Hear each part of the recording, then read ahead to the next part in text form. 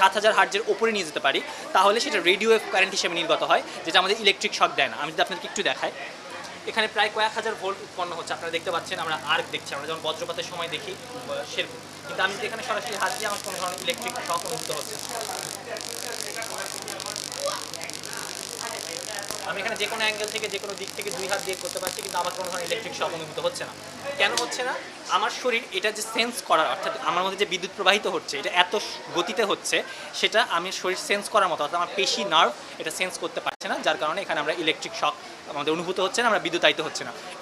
এটা শুধুমাত্র ডেমনস্ট্রেশন পারপাসে, আমরা এটা কখনোই বাসা বাড়িতে বা ইলেকট্রিক ট্রান্সমিশন লাইনে স্থাপন করবো না। সেখানে যেটা স্থাপন করবো সেটা হচ্ছে এই সার্কিটটি, যেটার সাথে দুটো তার কানেক্টেড আছে, আপনারা দেখছেন। এখানে ইনপুট হবে আমাদের মেইন লাইন থেকে এবং আউটপুট হবে আমাদের বাসা বাড়ির সাথে। লোড অনুযায়ী আমরা এটার পার্টসের যে ধারণ ক্ষমতা সেটা বাড়াতে থাকবে, হয়তো 2000 ওয়াট, 5000 ওয়াট কিংবা কয়েক মেগাওয়াট। সো এটা আমরা হাই ভোল্টেজ ট্রান্সমিশন লাইন অথবা আমাদের যে বাসা বাড়ির